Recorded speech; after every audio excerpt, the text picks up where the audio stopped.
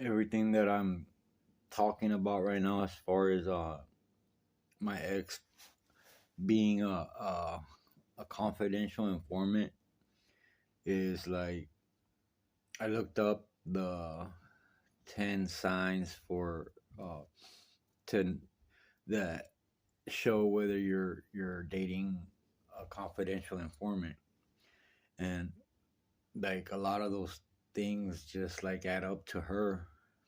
I mean, we're always getting pulled over, and they would take her out. They'd go talk to her, and they leave me in the car. And it was just weird. Like I know I always got pulled over for like for bullshit. That's not something new that happens, right? It's just the amount of times that it would happen was just too much.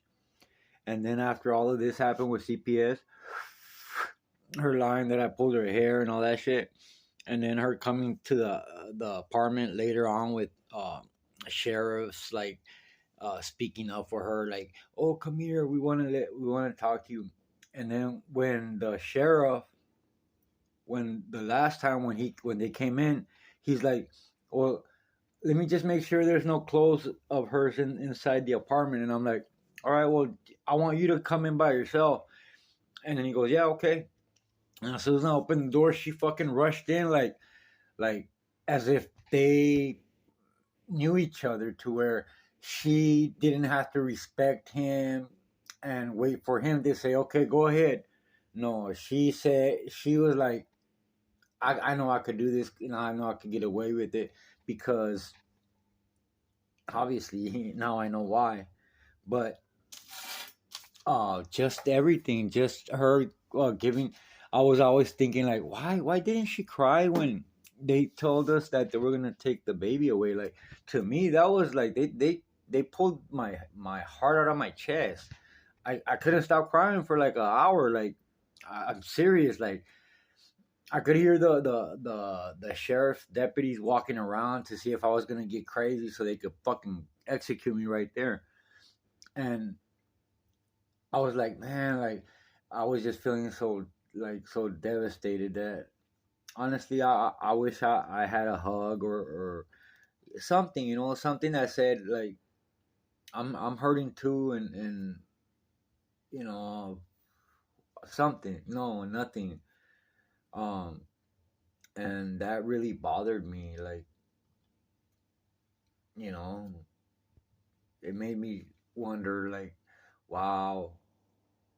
To me, I just couldn't see past it. Like, and then after that, like I moved to TJ, right? But he would call me and be like, "How you doing?" I'm like, "Well, what do you think?" Like I'm always like feeling like shit down there, even though I'm distracted and stuff. Like I still miss my baby, and she would say, "Well, just know that what you feel now isn't gonna last forever. It's just temporary right now. It's not gonna be like this forever." And I was thinking like,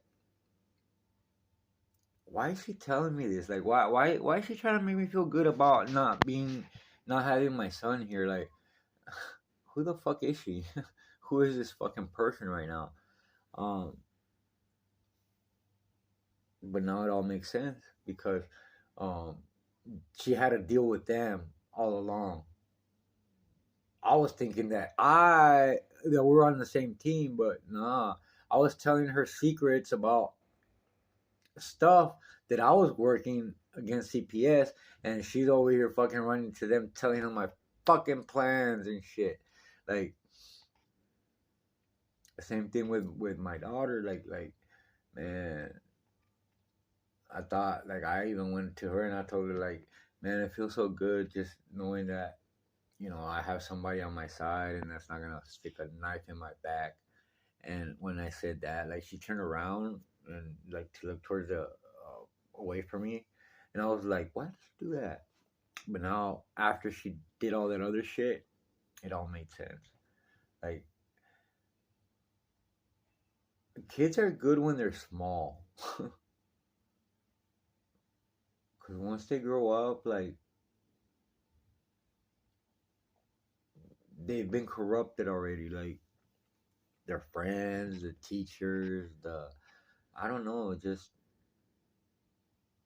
and I don't know, like man, it's just crazy. Like you want to believe that your kids are good kids and good hearted and all that stuff, that they're gonna make the good decisions, but the reality is they're gonna make mistakes, and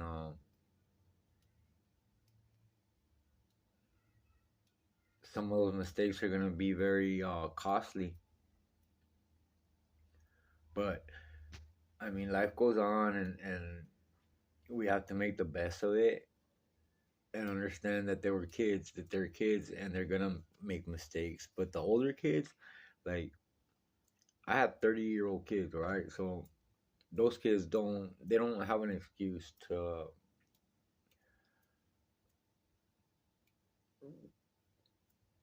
betray dad.